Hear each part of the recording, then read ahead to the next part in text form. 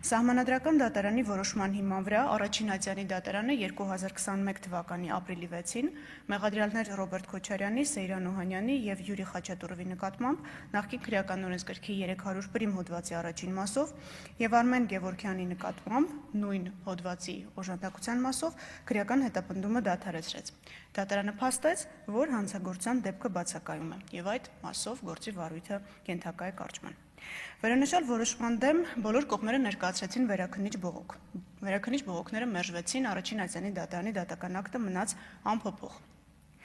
Վերաքննիչ դատարանի որոշման դեմ վճռաբեկ բողոք ներկայացրեց արդեն գլխավոր դատախազը, խնդրելով բեկ անել ստորադաս դատարանների դատական ակտերը եւ գործն ուղարկել նոր քննության։ Վճռաբեկ դատարանի 2022 թվականի մարտի 18-ի որոշմամբ գլխավոր դատախազի բողոքն ընդունվեց վարույթ։ Վճռաբեկ դատարանը 2024 թվականի հունվարի 19-ի որոշմամբ որոշեց, որ պետք է դիմի սահմանադրական դատարան նախկին քրեական դատավարության օրենսգրքի մի շարք հոդվածների, դրանք դատավարական հոդվածներ են, ձեր ժամանակը դրա վրա չծախսեմ, այդ հոդվածների սահմանադրականությունը որոշելու նպատակով, որովհետև այդ հոդվածների վերաբերյալ սահմանադրական դատարանի դիրքորոշումը վճռաբեկ դատարանի համար կարևոր էր գլխավոր դատախազի բողոքին անդրադառնալու համար։ Սահմանադրական դատարանի 2024 թվականի հուլիսի 22-ի որոշմամբ նախկին քրեական դատավարության օրենսգրքի 309 պրիմ հոդվածի 3-րդ մասը ճանաչվեց սահմանադրությանը համապատասխանող այն մեկնաբանությամբ, որ մեղադրողը կարող է մինչև դատարանի խորհրդակցական սենյակ հեռանալը փոխել ամբաստանյալին առաջադրված մեղադրանքը։ Նրան մեղսագրվող արարքի իրավական որակումը, ամբաստանյալի արարքում քրեական օրենքով նախատեսված այլ արարքի հատկանիշների առկայության պարագայում, անկախ դատական քննության ընթացքում ապացույցների հետազոտումից։ Եթե ավելի պարզ լեզվով ասեմ, ինչ է տեղի ունեցել, նախկին հոդվածի վերաբերյալ, երբ սահմանադրական դատարանը հակասահմանադրականության վերաբերյալ որոշում կայացրեց, հետագայում բարձր դատարաններն ասացին, որ դատախազն իրավասու է փոխելու մեղադրանքը նույն փաստական տվյալների առկայության պայմաններում այլ հոդվածով որակել արարքը։ Բարձրագույն դատական խորհրդի որոշման հիման վրա գործը քննող դատավորի լիազորությունները նախկինում, որ քննել էր գործը մինչև 2021 թվականը, դադարեցվեցին։ Եվ քրեական գործը 2024 թվականի սեպտեմբերի 2-ին մակագրվեց Երևան քաղաքի ընդհանուր իրավասության առաջին ատյանի քրեական դատարանի մեկ այլ դատավորի։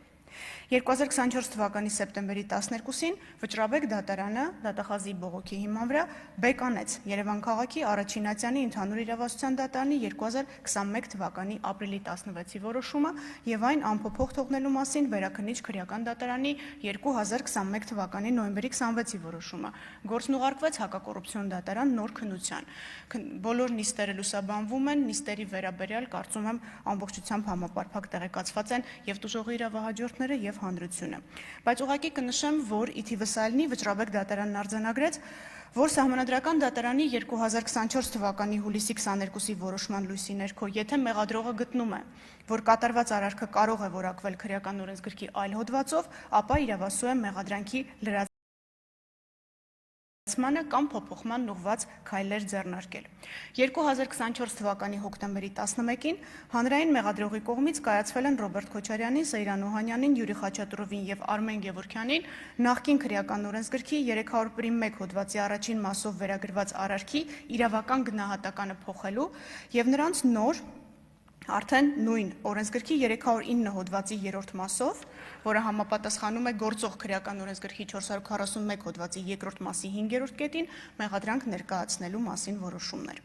2025 թվականի նոյեմբերի 24-ին դատարանը հանրային մեղադրողին ժամկետ է տրամադրել նշված որոշումները քրեական դատավարության օրենսգրքի պահանջների պահպանմամբ կազմելու եւ ներկայացնելու համար։ Ձեր հնչեցրած հարցերից ես հասկանում եմ, որ մեղադրանքի վերաբերյալ տեղեկացված չեք, բայց նաև ազգային ժողովի ամբիոնից ես չեմ կարող հանրային մեղադրողի փոխարեն, թեև իհարկե շատ ցանկալի կլիներ, ընթերցել ամբողջ մեղադրանքը, որ առաջադրված է, եւ ձեր բարձրացած մի շարք հարցերի պատասխաններ հենց այդ մեղադրանքի մեջ դուք կստանայիք, կապված եւ զինվորականների մասնակցության հետ կապված եւ որոշակի դրվագների հետ կապված, որոնք տվեցիք նախաքննության մարմնին, բայց նշեմ, որ առաջիկայում դատարանը արդեն մեղադրողին հնարավորություն է տալու ներկայացնել, այսինքն դատարանում ընթերցել այն մեղադրանքը, որը առաջադրված է իմ կողմից նշված անձանց, եւ ըստ էության արդեն հնարավորություն կունենա հանրությունը ծանոթանալու դատարան ուղարկված մեղադրանքի բովանդակությանը։ Ցավոք սրտի, մինչ այս պահը մենք որպես հանրության ներկայացուցիչներ զրկված են եղել այս հնարավորությունից։ Վստահաբար դատարանի հետ կապված հարցեր կլինեն, բայց ձեր թույլտվությամբ ես ներկայացնեմ երկու այլ գործառույթի հետ կապված դատախազության այս ընթացքում կատարած աշխատանքը։ Այդ թվում այն կոնտեքստում, որ Մարդու իրավունքների եվրոպական դատարանը սեպտեմբեր ամսին նշել է Ֆարմանյանը եւ այլ քնդեմ Հայաստանի վճռի ներքո։ 2025 թվականի օգոստոսի 11-ին գլխավոր դատախազությունը հակակոռուպցիոն դատարան է ներկայացրել հայցադիմում ընդդեմ Ռոբերտ Քոչարյանի, Արմեն Գևորգյանի, Սեյրան Օհանյանի եւ Յուրի Խաչատուրովի Հայաստանի Հանրապետության կողմից հատուցված 670 միլիոն դրամը որպես հետադարձ պահանջ համապարտության կարգով բռնագանձելու պահանջի մասին։ Ինչու 670 միլիոն, ինչու հայց։ Հետադարձ պահանջի չափը հաշվարկվել է հիմք ընդունելով ազգային ժողովի կողմից 2019 թվականի հունիսի 4-ին ընդունված 2008 թվականի մարտի 1-ից 2-ը Երևան քաղաքում տեղի ունեցած իրադարձությունների ժամանակ տուժած անձանց աջակցության մասին օրենքը։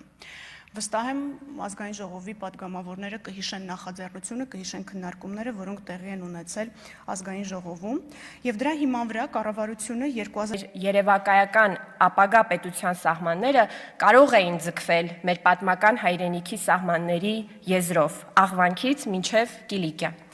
Սակայն կոնկրետ տարածք եւ սահմաններ կոնկրետ քաղաքացիներ ունեցող Հայաստանի Հանրապետության ստեղծումից հետո պնդել, թե պետական քաղաքականություն պիտի լինի քարտեզի վրա լողացող հայրենիքի գաղափարը, հավասարազոր է մերժելուն Հայաստանի Հանրապետությունը։ Սա բնավ չի նշանակում չիմանալ պատմական հայրենիքի սահմանները, կա իհարկե պատմություն եւ ճշմարտություն, բայց կա նաեւ քաղաքականություն եւ աշխարհաքաղաքականություն։ Կան նաև ամբողջական ինստիտուտներ, որոնք մեր պետականության բացակայության պայմաններում գործել են որպես պետության փոխարինողներ, իսկ այդ պետության գոյության պայմաններում ոչ մի կերպ չեն ցանկանում համակերպվել մեր ժողովրդի հանրային կյանքում պետական իշխանության մարմինների գերակայության հետ։ Թերևս կգուշակեք, որ պետականության բացակայության պայմաններում մեր ինքնության պահպանման ամենակարևոր ինստիտուտներից մեկը, եթե ոչ ամենակարևորը, հայ առաքելական եկեղեցին է եղել։ Պետության բացակայության պայմաններում հայ առաքելական եկեղեցին զբաղվել է բառացիորեն ամեն ինչով, լեզու սովորեցնելուց մինչև սոցիալական խնդիրների լուծում, զենքով կռվելուց մինչև հայերիս շահերը աշխարհաքաղաքական հարթակներում ներկայացնելը։ Իմ դատողությամբ Հայաստանի Հանրապետության ստեղծման պահին մեր եկեղեցին ինչ-որ ինքնավերաիմաստավորման փուլ պետք է անցներ։ Եթե շարունակելու էր առնչվել քաղաքական հարցերին, ապա գուցե խոսեր հարկեր վճարելու կարևորությունից եւ նրանից, որ մեր երկրային կյանքում այնուամենայնիվ առաջին ատյանի դատարանից մինչև սահմանադրական դատարան է, որ լուծվում են մեր երկրային վեճերը։ Բայց գուցե ավելի լավ լուծում կլիներ առհասարակ որևէ քաղաքական թեմայից չխոսել եւ խոսել բացառապես հոգեվոր թեմաներից։ Փոխարենը այս Սուրբ Զատիկի առթիվ ամենայն հայոց կաթողիկոսը ուղերձ է հղում, որի մեջ կարդում ենք հետեւյալը. Ականատես ենք նաև ցավալի իրավիճակի, թե ինչպես են թշնամանքի ատելության դրսևորումները բաժանարար պատնեշներ դնում աշխարհասփյուր մեր ժողովրդի կյանքում, խարխլում ազգային միաբանությունը։ Ականատես ենք, թե ինչպես են անտեսվում դարերով նվիրագործված ավանդույթները, մեր ինքնության հիմնասյունը հանդիսացող արժեհամակարգը, խաթարվում մեր ժողովրդի ազգային հոգևոր անվտանգությունը։ Սա ամենայն հարգանքով ընդդիմախոսություն է պետությանը, եթե նույնիսկ այդպիսին գիտակցաբար չի մտածվել։ Նախ, ինչու երբևէ կոռուպցիան եւ կեղծված ընտրությունները նման տեքստերի թեմաներ չեն հանդիսացել։ Երկրորդ, ազգային միաբանության հասնելու միակ ձևը ազատ եւ արդար ընտրություն